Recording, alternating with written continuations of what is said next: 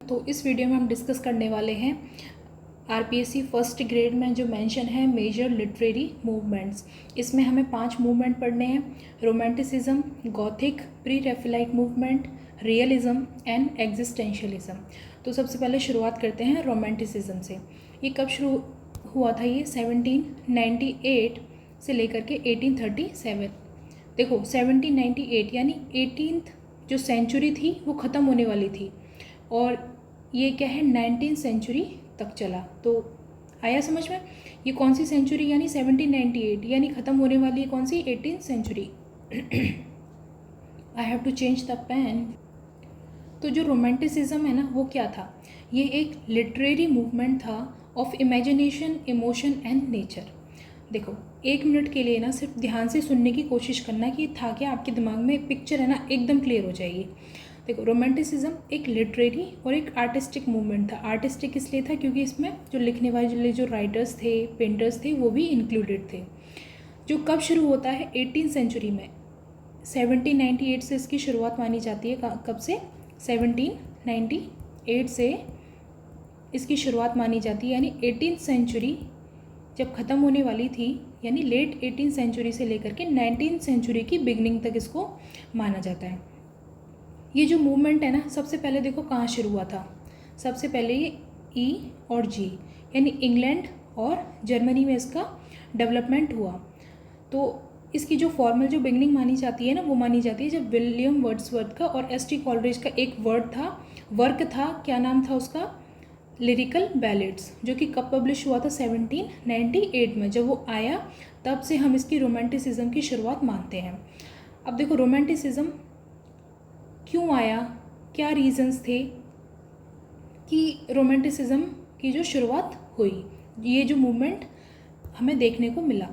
तो देखो क्या हुआ कि रोमांटिसिज्म से पहले ना जो पीरियड चल रहा था ना, वो था नियो क्लासिसिज्म। ठीक है, जिसको कि हम क्या बोलते थे? एज ऑफ रीज़न भी हम जिसको कहते थे। तो ये क्या है? जैसे हम जैसे किसी ने हमको थप्पड़ मारा, तो हम क्या है उसको वापस, अगर कोई व्यक्ति एक्ट कर रहा है तो हम क्या करते हैं? रिएक्ट करते हैं। तो जो न्यू क्लासिज्म था ना, उसने एक्ट किया, और इसके जो रिएक्शन में कौन सा मूवमेंट आया? रोमांटिसिज्म। अब देखो न्यू क्लास ये आया क्यों, ज़रूरत क्यों पड़ी इसकी आने की? देखो जब न्यू क्लासिकल जब एज ऑफ रीज़न चल रही थी ना, उसमें क्या है? सिर्फ logic, rules, reason, discipline, science, इन सबको क्या इम्पोर्टेंस दी जा रही थी। ठीक है भैया, तुम इम्पोर्टेंस दो, रूल्स, लॉजिक, इन सबको इम्पोर्टेंस दो। इन सब की इम्पोर्टेंस इतनी ज़्यादा थी कि जो ह्यूमन के जो इमोशंस थे ना, उनको दबा दिया गया। जो रोमांटिक पोइट को लगा कि भाई जो इंसान है ना वो मशीन नहीं है, उसके भी कुछ इमोशंस हैं, इमेजिनेशंस हैं, फीलिंग्स हैं, वो भी इम्पोर्टेंट है। इसलिए इनके एक्शन, ये जो एक्शन थे ना, ये लॉजिक, रूल्स, ये इनको इतना ज़्यादा फॉलो किया जा रहा था कि लोग इनसे इतना परेशान हो गए कि बोले कि भैया हमारे इमोशंस, फीलिंग्स भी हैं, उन पे भी तो ध्यान दो। तो उन फीलिंग्स और इमोशंस के लिए कौन सा मूवमेंट लेके आए? रोमांटिसिज्म। अब इसके कारण क्या थे, आया क्यों था, उसके और भी कारण थे, वो देखते हैं। देखो फ्रेंच रिवॉल्यूशन हुआ 1789 में, पहला कारण। 1789 में फ्रेंच रिवॉल्यूशन हुआ। अगर आपने पॉलिटी पढ़ी है तो उसमें हमारी प्रीएमल में 3 जो वर्ड लिए गए हैं, लिबर्टी, इक्वलिटी, फ्रेटर्निटी, हमने कहाँ से लिए हैं? फ्रेंच से ही लिए हैं। ठीक है, तो अब जब लिबर्टी, इक्वलिटी, फ्रेटर्निटी, इसकी भावना लोगों के अंदर जगी, तो ये जो फ्रेंच रिवॉल्यूशन था इसने क्या रोमांटिसिज्म पर बहुत डीप इफेक्ट डाल दिया। जो फ्रेंच रिवॉल्यूशन के जो स्लोगन्स थे, लिबर्टी, इक्वलिटी एंड फ्रेटर्निटी, तो उस टाइम पे ना राइटर और जो पोइट्स थे ना, उनको लगा कि हर इंसान है ना फ्री होना चाहिए, इमेजिनेशन और इंडिविजुअलिटी इम्पोर्टेंट होनी चाहिए, और जो ओल्ड ट्रेडिशंस है ना, ये जो किंगशिप के जो राजा ने जो अपने रूल्स बना दिए, उनको क्या है? चैलेंज करना चाहिए। जब फ्रांस ने इन सब चीज़ों को गेन कर लिया ना, तो लोगों को लगा कि भाई हम भी फ्री हैं, हम क्यों ही रूल्स फॉलो करें, हम भी क्या है अपनी इंडिविजुअलिटी और इमेजिनेशंस को क्या है? वैल्यू करेंगे। इसलिए जो रोमांटिक लिटरेचर में फ्रीडम और रिबेलियन का जो थीम था ना, वो इसमें दिखाई देता है। एक तो कारण ये था। दूसरा कारण था इंडस्ट्रियल रिवॉल्यूशन। दूसरा कारण क्या था, इंडस्ट्रियल रिवॉल्यूशन। अब इंडस्ट्रियल रिवॉल्यूशन की वजह से देखो क्या हुआ, जो न्यू क्लासिकल एज थी ना उसमें फैक्ट्रीज़ बनी खूब सारी, जो लोग थे वो गांव से अपने शहर की तरफ बढ़े तो शहर में भीड़ भाड़ हो गई, पॉल्यूशन बढ़ा, जब आसपास लोग बढ़ेंगे तो पॉल्यूशन भी इंक्रीज़ हुआ। और जो मशीन थी ना, उन लोग मशीन ने क्या है लोगों की लाइफ को डोमिनेट करना स्टार्ट कर दिया। फिर उस टाइम पे रोमांटिक पोइट को लगा कि ये ना इस वजह से तो भैया हमारी जो नेचर है वो डिस्ट्रॉय हो रही है और ह्यूमन जो लाइफ है ना वो आर्टिफिशियल बन रही है, यानी जो इंसान है ना वो मशीन बनता जा रहा है। तो इसलिए अब रोमांटिक पोइट को लगा कि जो नेचर को है ना वर्शिप करते हैं, जो रोमांटिक पोइट थे वो तो क्या नेचर के भक्त थे, होते थे, और जो विलेज और सिंपल लाइफ इसको प्रेस करते थे। लेकिन जो न्यू क्लासिकल एज थी उसमें किसको इम्पोर्टेंस दी जा रही थी, मशीन को, इंडस्ट्रीज़ को, ह्यूमन के इमोशंस को की कोई वैल्यू नहीं थी। और क्या कहते हैं, इंडिविजुअलिटी ख़त्म हो चुकी थी। इसके रिएक्शन में कौन सा मूवमेंट आता है, रोमांटिसिज्म आता है। अब ये इसकी जो स्टार्टिंग कब से मानी जाती है, जब इनका विलियम वर्ड्सवर्थ का वर्क आया था लिरिकल बैलेड्स, जो कि आम लोगों में काफ़ी पॉपुलर हुआ था, तब से मानी जाती है। ये एक रिवॉल्ट था किसके, बैलेंस, ऑर्डर और जो क्लासिकल राइटर्स को इमिटेट करने के लिए। और जो रोमांटिक राइटर्स थे ना उन्होंने कहा पोइट्री है ना वो हर्ट से आनी चाहिए, रूल से नहीं आनी चाहिए। इसमें था कि ये मीटर फॉलो करो, ये इस तरीके का पैटर्न फॉलो करो, एकदम फिक्स्ड पैटर्न कर दिया तो लोग है ना उस पैटर्न को फॉलो करने में रह जाते थे, अपनी जो इंडिविजुअल जो फीलिंग्स और इमोशंस होते थे ना वो निकल के नहीं आ पाती थी। रोमांटिक जो पोइट्स थे उनका नेचर के प्रति क्या था, अट्रैक्शन था। जो नेचर ह्यूमन सोल को हील करती है, नेचर डिवाइन पावर है। सिटी लाइफ है ना एकदम करप्टेड लाइफ थी, इंसान वहाँ मशीन बन चुका था।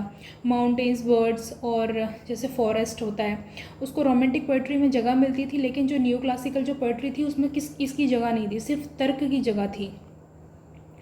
और जो इंडिविजुअलिज्म और इमेजिनेशन का इसमें राइज होता है कि तुम किसको कितना तक कब तक दबाओगे। इंसान इतना दब चुका था कि जब उसकी जो दबने वाली लिमिट थी ना वो ख़त्म हो चुकी थी।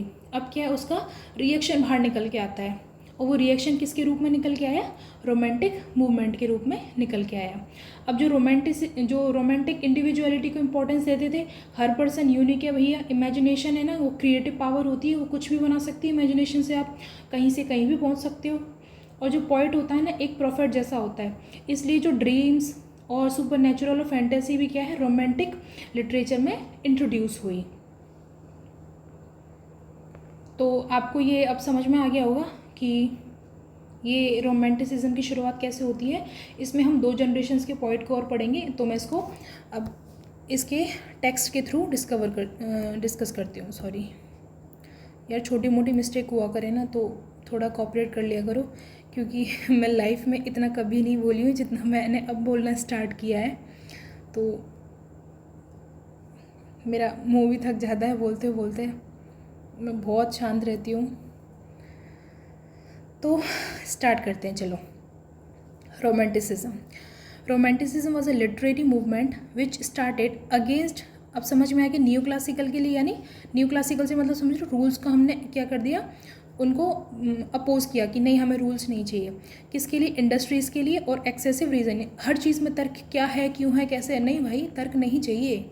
तो इसके लिए हमने किसको लेके आए थे, रोमांटिक मूवमेंट को। रोमांटिक्स जो थे ना वो बिलीव करते थे किसमें, इमेजिनेशन में, इमोशन में, नेचर में और फ्रीडम ऑफ एक्सप्रेशन में। अब क्यों स्टार्ट हुआ था, ये रिएक्शन था किसके अगेंस्ट, न्यू क्लासिसिज्म के अगेंस्ट। फ्रेंच रिवॉल्यूशन आया 1798 में, ये मैं आपको समझा दिया, आपको वापस से करने की ज़रूरत नहीं है आई थिंक। इंडस्ट्रियल रिवॉल्यूशन आया, मशीन, पॉल्यूशन, सिटी लाइफ, इन सब ने क्या है लोगों को बहुत परेशान कर दिया। साइंटिफिक रेशनलिज्म, मतलब बहुत ज़्यादा लॉजिक और फैक्ट की बात करने लगे। गॉड है, नहीं है, प्रूफ करके दिखाओ। भगवान है, प्रूफ करो, चलो। तो हर चीज़ में तर्क नहीं चलता ना। Poets valued imagination and mystery. अब इसकी शुरुआत कहाँ से होती है, लिरिकल बैलेड्स पब्लिश हुए थे 1798 में। किसका वर्क था, विलियम वर्ड्सवर्थ और एस टी कॉलरिज का। इस कलेक्शन को क्या माना जाता है, मैनिफेस्टो ऑफ इंग्लिश रोमांटिसिज्म। ये इंपॉर्टेंट है, इस लाइन को ध्यान रखना, मैनिफेस्टो माना जाता है किसका, रोमांटिसिज्म का। अब देखो इसके जो फीचर्स थे ना रोमांटिक मूवमेंट के क्या थे, love for nature, imagination, creative power of imagination को काफ़ी वैल्यू दी गई थी। इमोशन ओवर रीज़न से पहले क्या है, इमोशंस है।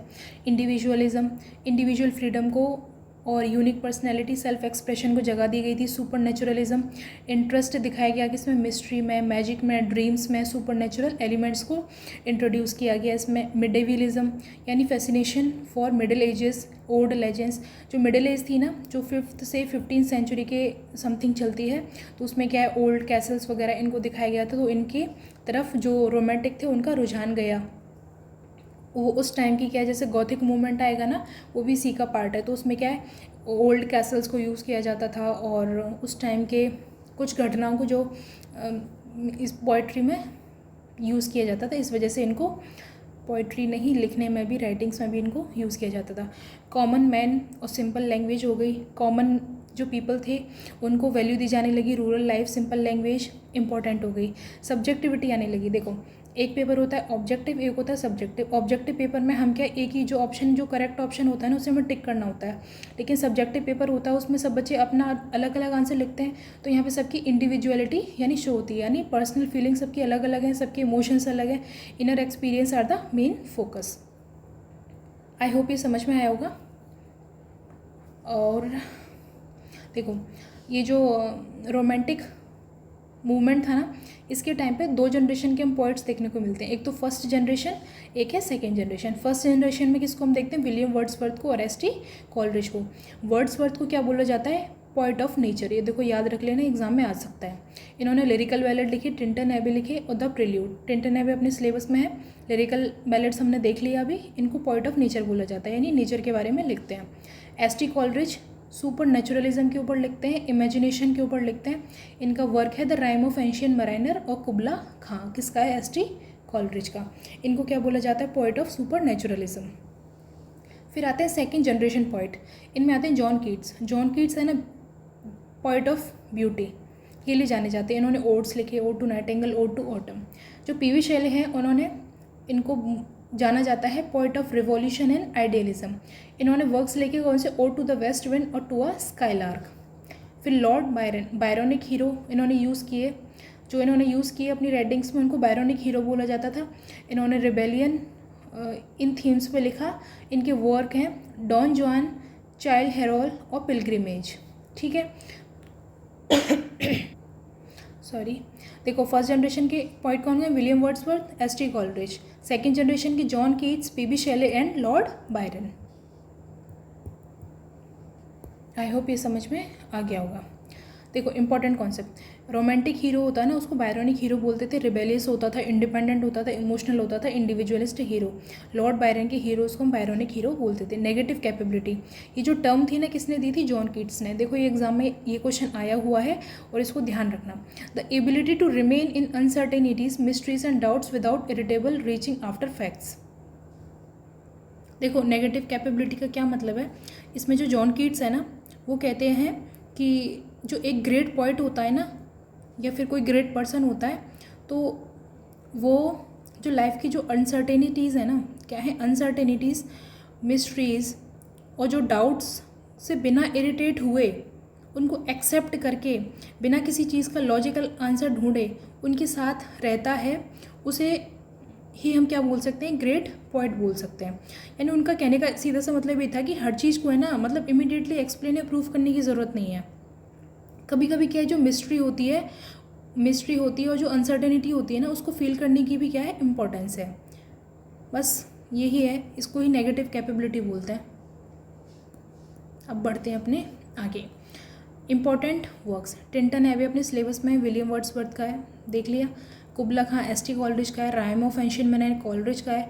Ode to nightingale, John Keats. West wind, Shelley और child Harold pilgrimage, Lord Byron. ये देखो इंपॉर्टेंट है, इनको एक बार देखो, 1 मिनट के लिए आंख बंद करो। टिंटन एबे अपने सिलेबस में किसकी है, विलियम वर्ड्सवर्थ की। कुबला खां किसकी है, एस.टी. कॉलरिज की। Rhyme of ancient mariner, Coleridge. Nightingale किसकी है, कीट्स की, अपने सिलेबस में है।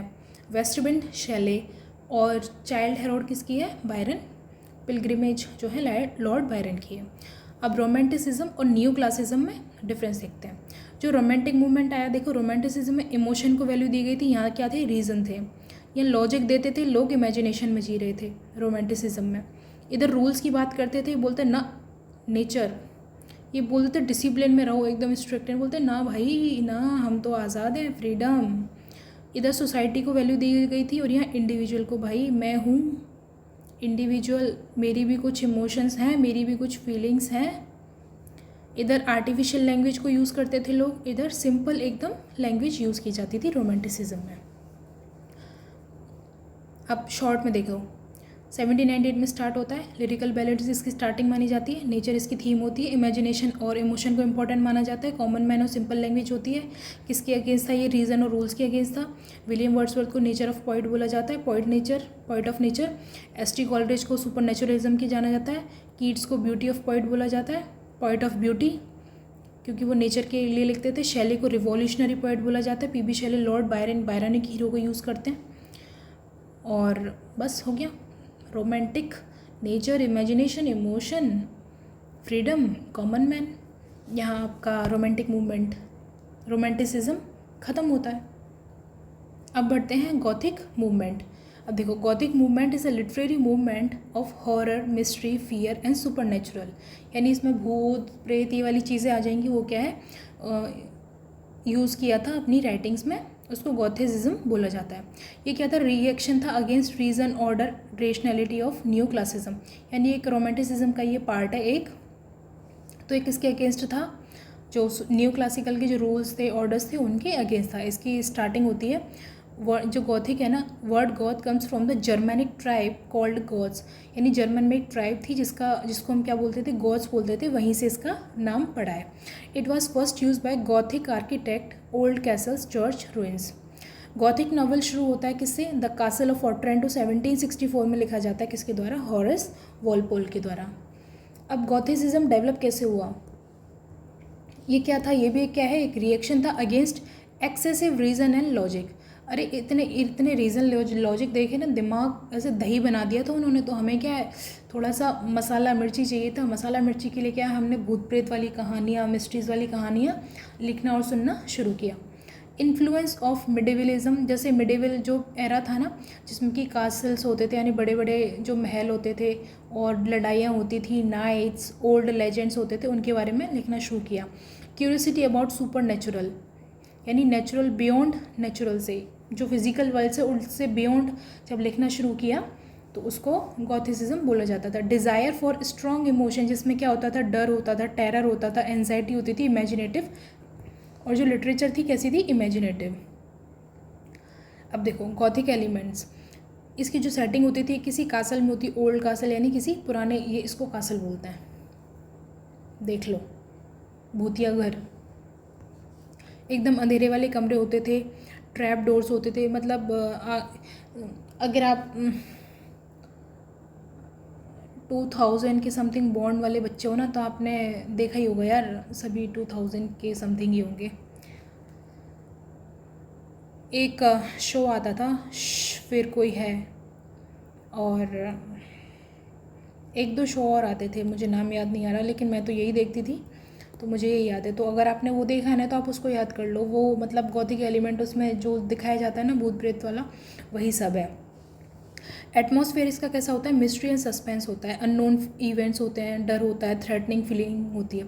Anxiety prophecy, obscure, partial, confusing prophecy connected with the castle.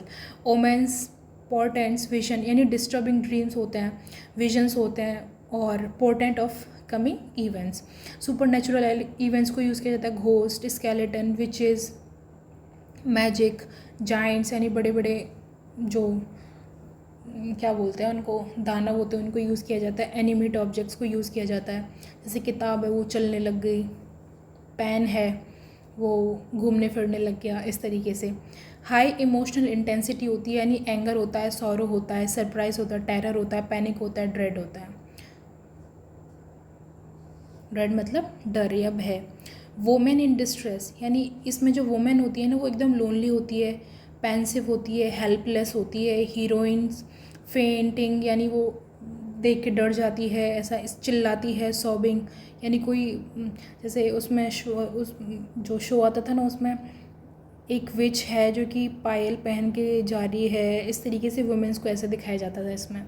Contrast है light versus dark, good versus evil, innocence versus vice, इसमें ये थीम्स होती थी। अब है क्लॉस्ट्रोफोबिया। ये क्या होता है? इसका मतलब होता है कोई बंद एरिया है उससे क्या है, डर लगता है। जैसे बंद रूम में, जैसे आप कहीं अंधेरे में कहीं चले जाओ और आपको कोई रूम में बंद कर दे तो उस जो नैरो स्पेस होता है ना उससे डर लगना, उसको क्लॉस्ट्रोफोबिया बोलते हैं। अब ये जो क्लॉस्ट्रोफोबिया होता था ना, जिसमें क्या डार्क इंटीरियर होते थे, फियरफुल एकदम डरावना माहौल सा बना देते हैं वहाँ।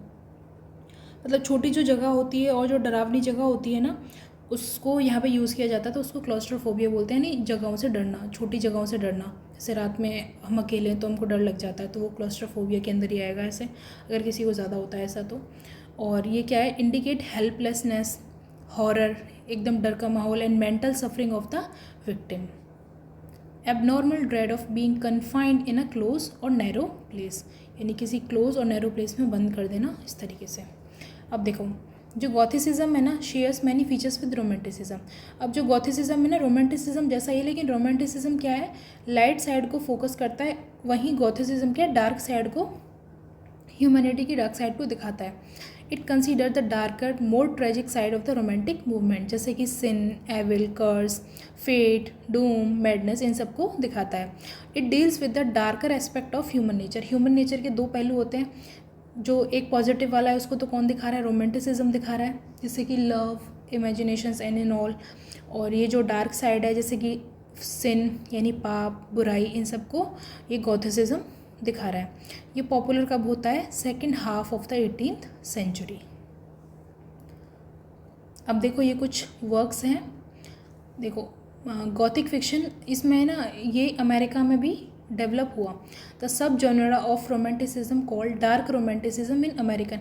जो अमेरिका में जो गॉथिक जो मूवमेंट जो डेवलप हुआ ना, उसको क्या बोलते थे, dark romanticism. Edgar Allan Poe became the master of gothic horror tales. Master किसको बोला जाता है, एडगर एलन पो, किसके, अमेरिकन डार्क रोमांटिसिज्म की, गॉथिसिज्म की। His stories are full of terror, supernatural, grotesque, irrational and demonic elements. देखो, full of terror यानी एकदम भय और आतंक से भरा हुआ। सुपरनेचुरल का मतलब होता है जो बियॉन्ड नेचर से जो चीज़ें हैं उनको सुपरनेचुरल बोलते हैं, जैसे घोस्ट हो गया और जैसे जादू हो गया। गॉर्टेस्क होता है मतलब अजीब और एकदम डरावना रूप होता है। इरेशनल का मतलब है तर्कहीन, जिसका कोई लॉजिक ही नहीं है। डेमोनिक एलिमेंट्स यानी शैतानी शक्तियों का यूज़ करना। फेमस वर्क है the fall of the house of Usher. ये कब पब्लिश हुआ, 1839 में। ये समझ में आया, मतलब जो रीडर है ना उसको क्या है, डरावना फील करवाने के लिए एलिमेंट्स का यूज़ किया जाता था। देखो फेमस वर्क्स और उनके writers, castle of Otranto, Horace Walpole. The history of caliph Vathek, ये क्या है, W.T. बेकफोर्ड। मिस्ट्रीज ऑफ, देखो मैं टिक लगा देती हूँ, वो इंपॉर्टेंट है। Castle of Otranto, Horace Walpole. The mysteries of Udolpho, Ann Radcliffe है। The monk, Matthew Lewis. Frankenstein, Mary Shelley. Vampire, Melmoth and wanderer. The hunchback of Notre Dame, Victor Hugo. The fall of the house of Usher, ये important है, Edgar Allan पो का। जेन आयर का, Charlotte Brontë. Wuthering Heights किसका है, Emile Brontë का है। और the house of seven gables, Carmilla. The strange case of doctor Jekyll and mister Hyde. Dracula important है, और रेबेका। ड्रैकुला किसका है, ब्रैम स्टॉकर का, और रेबेका है डेफ्ने ड्यू मॉरियर। अब देखो कंक्लूजन क्या है इसका। जो गॉथिसिज्म है ना, ओरिजिनेट हुआ फ्रॉम रोमांटिसिज्म से। It combined horror, mystery, supernaturalism, medieval setting को। मिडिवल सेटिंग यानी 5th से 15th सेंचुरी के टाइम का जो पुराना टाइम था, क्लासिकल एज जिसको बोला जाता था। And emotional intensity. It influence the development of horror fiction and detective stories. It remain a key part of English romantic movement. और ये किसका, रोमांटिक मूवमेंट का ही पार्ट था। रोमांटिक मूवमेंट पॉजिटिव साइड दिखा रहा था, और जो गॉथिसिज्म था वो नेगेटिव साइड को दिखा रहा। अब आगे बढ़ते हैं प्री रैफेलाइट ब्रदरहुड मूवमेंट। अब देखो ये भी क्या है, एक लिटरेरी और एक आर्टिस्टिक मूवमेंट था, जो कब स्टार्ट हुआ था, 1848 में स्टार्ट हुआ था। और कहाँ पे, लंदन में स्टार्ट हुआ था ये। इसके देखो तीन जो मेन फाउंडर थे वो Dante Gabriel Rossetti, William Holman Hunt और जॉन एवरेट मिलियस, ये इसके तीन चीफ थे। अब देखो प्री रैफेलाइट नाम क्यों पड़ा? प्री रैफेलाइट का क्या मतलब है? एक इटालियन पेंटर था जिसका नाम था क्या था? राफेल।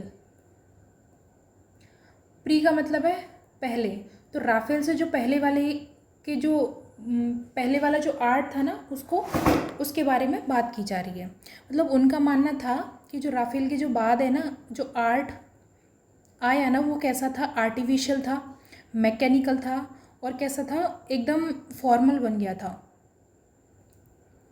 मतलब पेंटिंग्स वगैरह ये सब कैसी हो गई थी? एकदम फॉर्मल हो गई थी। इसलिए क्या जो पीआरबी आर्टिस्ट थे ना उन्होंने मिडीवल यानी मिडाइवल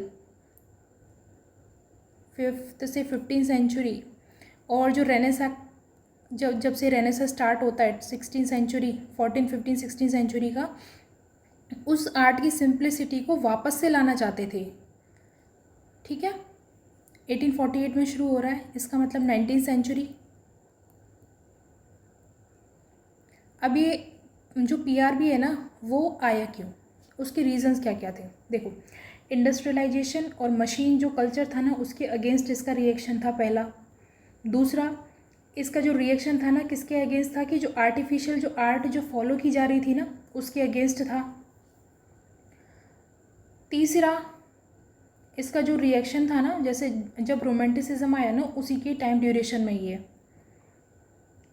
जो पीआरबी थे ना यानी प्री रैफेलाइट ब्रदरहुड थे, उन्होंने कहा कि मतलब जो आर्ट है ना ट्रूथफुल होना चाहिए और इमोशनल होना चाहिए। और जो मिडाइवल जो लिटरेचर था उसकी तरफ इनका अट्रैक्शन ज़्यादा था क्योंकि उसमें स्पिरिचुअलिटी होती थी, इनोसेंस थी, आर्टिस्टिक सिंसियरिटी थी। और लेकिन जो न्यू क्लासिकल जो जो पेंटिंग थी और जो पोइट्री थी, जो आर्ट थी ना वो कैसी थी? काफ़ी आर्टिफिशियल हो गई थी, मशीन वगैरह इन सब चीज़ों से ही। और जो पीआरबी थे वो बिलीव करते थे कि जो नेचर है ना वो डिवाइन है और प्योर है।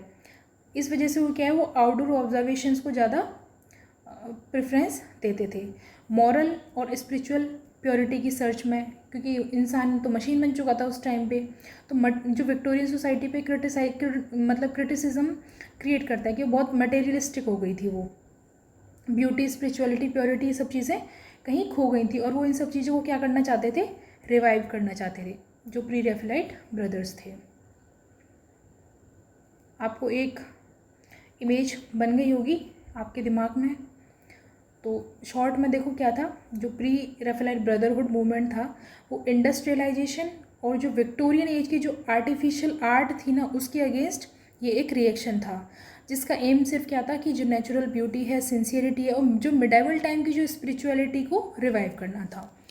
तो आई होप ये एक दिमाग में एक इमेज बन गई होगी कि ये था क्या। देखो introduction, pre Raphaelite brotherhood was a group of English painters, poets and critics. कब फॉर्म हुआ? 1848 में। रिएक्शन था किसके? रिएक्शन अगेंस्ट था आर्टिफिशियलिटी यानी जो बनावटीपन था and materialism of Victorian age. ये ध्यान रखना किसके? Victorian age.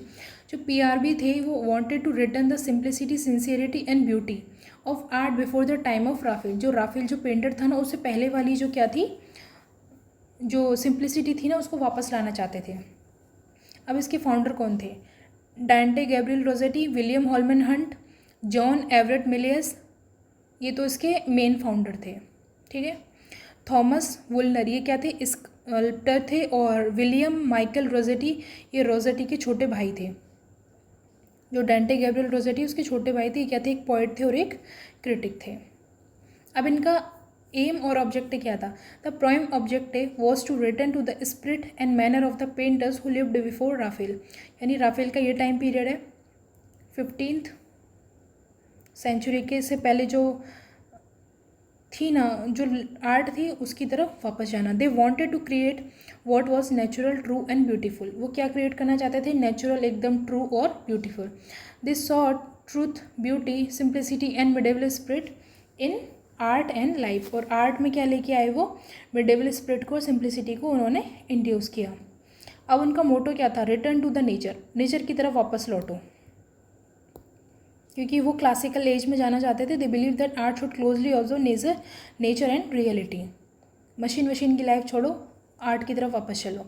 अब इसकी फीचर्स क्या थे? मिडिवलिज्म, ये strong fascinated with the medieval ages legends and chivalry nights.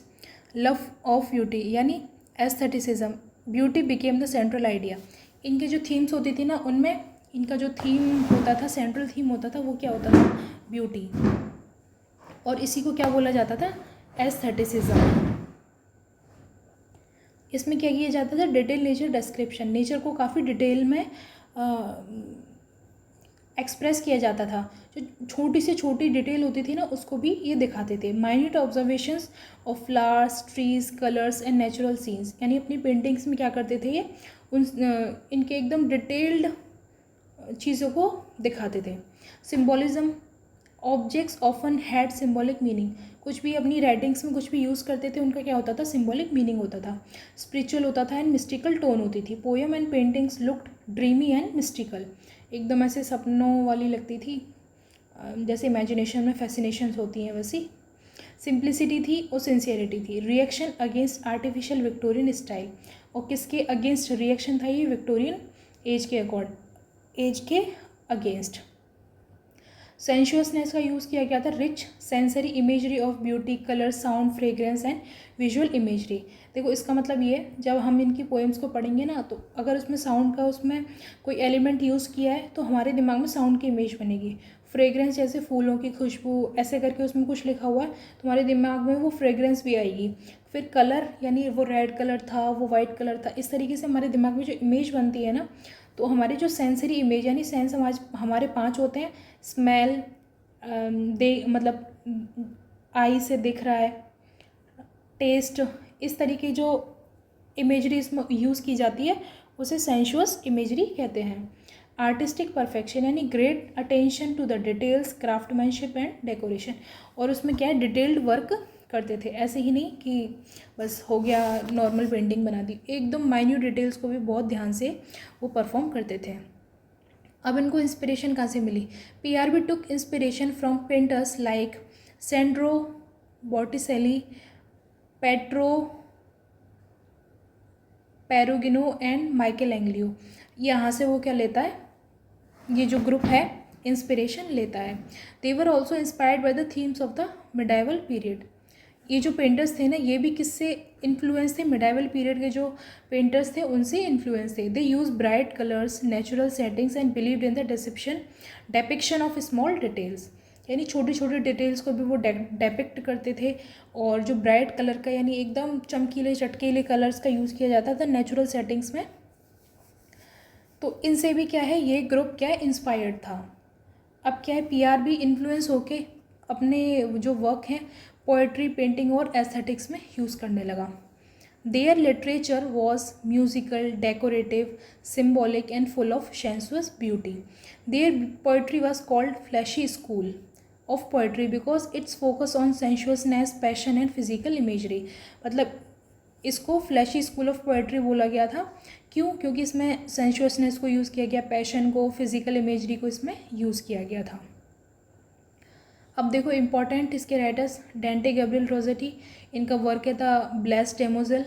Christina Rossetti का है गॉबलिन मार्केट, और चार्ल्स स्विनबर्न का है poems and ballets. William Morris का है द अर्थली पैराडाइज। एक बार इनको पढ़ लेना बस, एक बेसिक सा। DG Rossetti was the outstanding spokesman of PRB. ये क्या थे? स्पोक्समैन थे। ही वॉज चीफ पोएट थे इस मूवमेंट के। He was violently attacked for sensuousness by Robert bushman. ये जो रॉबर्ट बुशमैन था ना, उसी ने बोला था फ्लैशी स्कूल ऑफ पोएट्री इसको। Rossetti consist of sonnets and ballads. उन्होंने सोनेट्स लिखे, बैलेट्स लिखे।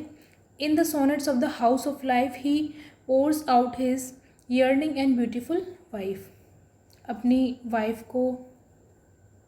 के बारे में इन्होंने लिखा। These sonnets are rich to the point of excess and subtle to the point of obscurity. They contain sort of mystic symbolism. अब देखो पीआरबी और विक्टोरियनिज्म में क्या डिफरेंस था?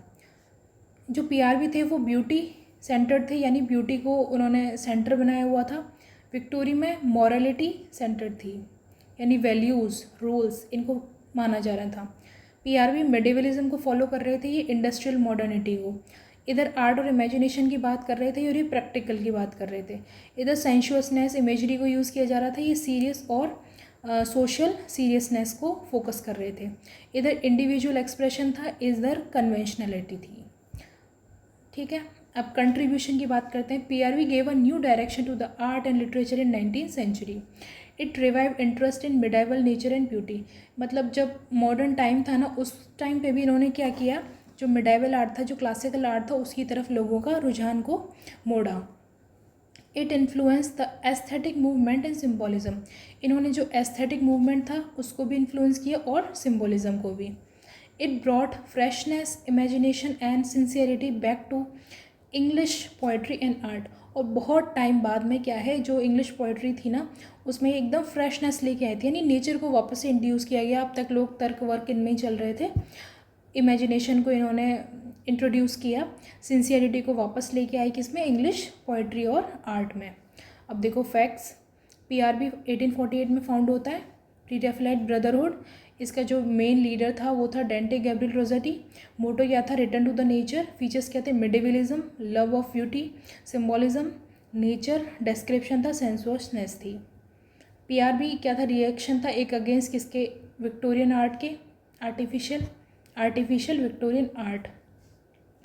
It sought truth, beauty, simplicity and medieval spirit. इन चीज़ों को इन्होंने इंट्रोड्यूस किया। Art for art sake was its important idea. Rossetti was a leading poet. PRB poetry is musical, symbolic and sensuous. यहाँ पे हमारा ये मूवमेंट भी ख़त्म होता है। अब चलते हैं रियलिज्म। रियलिज्म क्या था, देखो रियलिज्म भी क्या है, एक लिटरेरी मूवमेंट था 19th सेंचुरी का। इंग्लैंड में, फ्रांस में और अमेरिका में ये जन्मा। ये भी रिएक्शन, ये था reaction against romanticism and reject imagination, fantasy, supernaturalism. देखो जो न्यू क्लासिकल थे वो रूल्स की बात कर रहे थे कि रूल्स वैल्यूज़, तो इनके अगेंस्ट कौन सा मूवमेंट आया, रोमांटिक। वो बोले कि भाई इंडिविजुअलिटी है और नेचर है, इन सब चीज़ों का भी यूज़ करो। अब रोमांटिसिज्म से लोग परेशान हो गए। अब इन्होंने बोला कि ठीक है, अब बहुत नेचर कर लिया, अब क्या है कि थोड़ा ये इमेजिनेशन से बाहर निकलो और जो रियलिटी है ना उसको ग्राउंड पे लेके आओ, बस इतना था। फैसिनेशन से बाहर निकलो अब और जो रियलिटी है उसे दिखाओ। रियलिज्म 19th सेंचुरी में आया। ये किसके अगेंस्ट था रिएक्शन, रोमांटिसिज्म के, एंड रिजेक्ट करता है किसको, इमेजिनेशन को, फैंटेसी को और सुपर नेचुरलिज्म यानी गॉथिक जो लिटरेचर था ना उसके अगेंस्ट भी था ये। It focus on the truthful representation of ordinary life. इन्होंने बोला कि जो ऑर्डिनरी लाइफ है ना उसको वो जैसी है वैसी की वैसी दिखाओ, उसको इमेजिनेशन से बहुत सुंदर बनाने की कोशिश मत करो, जो सच है उसको सच को दिखाओ। It presented middle class and lower middle class society. अब जब रियलिटी दिखाएंगे तो मिडिल क्लास की रियलिटी दिखेगी और किसकी दिखेगी, जो लोअर मिडिल क्लास की रियलिटी। इसमें जो की आइडिया है वो है वर्सिमिलिट्यूड, यानी फेथफुल रिप्रेजेंटेशन ऑफ रियलिटी। इस टर्म को याद रखना, पूछी जा सकती है। इसका मतलब क्या है, फेथफुल रिप्रेजेंटेशन ऑफ रियलिटी। अब इसके मेजर फीचर्स देख लेते हैं। Truthful and objective depiction of life, यानी एकदम सच और जो ऑब्जेक्टिव है, सटीक जो है उसको दिखाओ। फोकस ऑन कॉमन पीपल पे फोकस किया इन्होंने, डेली लाइफ को दिखाया। डिटेल्ड एंड एक्यूरेट डिस्क्रिप्शन, यानी एकदम डिटेल में बताया, ऐसे नहीं ऊपर से बता दिया हो। सोशल प्रॉब्लम्स को दिखाया उन्होंने। इंडस्ट्रियल सोसाइटी में, जो इंडस्ट्रियल सोसाइटी थी उसकी जो सोशल प्रॉब्लम्स थी उनको हाईलाइट किया। थर्ड पर्सन एक्सटर्नल नैरेटर, यानी जो थर्ड पर्सन का जो पीओवी है उसको इन्होंने रखा। सिंपल था, इनकी जो लैंग्वेज थी सिंपल थी, लीनियर प्रोज स्टाइल थी। ये रिजेक्ट करते हैं किसको, रोमांटिक आइडियलिज्म एंड फैंटेसी को। एम्फेसिस करते हैं एनवायरनमेंट एंड सोशल कंडीशन को, यानी जो आज के टाइम में जो कंडीशन चल रही है ना उन पे ये फोकस करते हैं। अब देखो इसका हिस्टोरिकल बैकग्राउंड क्या है। ये डीपली मतलब ये डेवलप हुआ था कहाँ पे, फ्रांस में। किसके reaction against romanticism, French realist हॉर्न डी बेल्जेक और गुस्टाव फ्लॉबर्ट। उसके बाद में ये कहाँ स्प्रेड होता है, इंग्लैंड में और अमेरिका में। मतलब सबसे पहले स्टार्ट कहाँ माना जाता है, ये फ्रांस में। अब देखो कुछ जो मेजर राइटर्स हैं वो देख लेते हैं। इंग्लैंड में ये स्टार्ट हुआ था ना, वहाँ पे कौन था? Charles Dickens. Charles Dickens English realist, मतलब काफ़ी महान माना जाता है इनको, ग्रेटेस्ट इंग्लिश रियलिस्ट नॉवेलिस्ट। ये किस पे फोकस करते थे? पॉवर्टी, चाइल्ड एक्सप्लॉयटेशन और इंडस्ट्रियल सोसाइटी। इन पर इनकी जो थीम्स होती थी राइटिंग्स की वो ये होती थी। इनके जो इम्पोर्टेंट वर्क हैं वो है ओलिवर ट्विस्ट, डेविड कॉपरफील्ड, हम पढ़ते हैं डेविड कॉपरफील्ड को, हार्ड टाइम्स। चार्ल्स डिकेंस का है। इस टाइम में क्या दिखा रहे हैं? ये जो डेविड की जो लाइफ है उसकी रियलिटी दिखा रहे हैं कि वो किस गरीबी से निकला और उसने चाइल्ड लेबर किया। इन थीम्स पे वो लिखते थे। फिर आते हैं जॉर्ज इलियट। जॉर्ज इलियट भी क्या थे? रियलिस्ट मूवमेंट से जुड़े हुए थे। इनके जो फेमस वर्क है वो है मिडिल मार्च। नेक्स्ट है early precursor, Daniel Dafoe, Robinson क्रूजो और सैमुअल रिचर्डसन का पामेला, ये इनके अदर वर्क्स हैं। फिर अमेरिका में जो रियलिज्म था उसमें देखो, उसमें Mark Twain famous for realistic depiction of American life को इन्होंने दिखाया था। इनके इंपॉर्टेंट वर्क है the adventures of Huckleberry Finn. और जो अदर जो राइटर्स हैं, Henry James, John Steinbeck, Upton Sinclair, Jack London, Edith Wharton. अब बढ़ते हैं रियलिज्म के टाइप्स। पहला है magical realism, mixes realistic world with magical elements, यानी रियलिस्टिक लाइफ में क्या है? मैजिक ऐड कर देते हैं तो क्या बन जाता है वो? Magical realism. Magic and fantasy are still considered normal in the story, इनको क्या है? नॉर्मल ही माना जाता था। फिर आता है सोशल रियलिज्म। ये किस पे फोकस करता है? Focus on the problems of labour class and the poor, यानी सोशल सोसाइटी में कौन है? लेबर है, और जो पुअर क्लास है उस पर एम्फेसिस करता है। Shows social injustice and equality. Importance in France, और 19वीं सेंचुरी में फ्रांस में काफ़ी इंपॉर्टेंट था सोशल रियलिज्म, यानी किसको दिखा रहा था? ये जो सोशल इनजस्टिस थी और इनइक्वालिटी जो डोमिनेट कर रही थी उस टाइम पे, उसको दिखाता है। किचन सिंक रियलिज्म तीसरा टाइप है, focus on working class life and domestic problem. अब किचन में कौन होता है? डोमेस्टिक यानी घरेलू महिलाएं वगैरह होती है, उन प्रॉब्लम्स को दिखा रहा था। वर्किंग क्लास की जो डेली लाइफ है उसको दिखा रहा था। जॉन ब्रेन 1957 में अपना कोई वर्क लिखते हैं, वो इसका फेमस एग्जाम्पल है। सोशलिस्ट रियलिज्म, ये क्या है? बेस्ड ऑन सोशलिस्ट आइडियोलॉजी, ये सपोर्ट करती है socialist revolution and workers struggle को, प्रमोट सोशलिस्ट आइडियल्स। ठीक है, सोसाइटी के जो रिवॉल्यूशंस हैं, वर्कर्स वगैरह उनकी लाइफ है उसको दिखाती है ये। फिर आता है naturalism, extreme form of realism. Naturalism ये किससे इन्फ्लुएंस होता है? Strongly influence by the science, heredity and environment. Man is determined by forces beyond his control. इसका मतलब ये कि जो मैन है उसको क्या है? वो सिर्फ man is determined by forces beyond his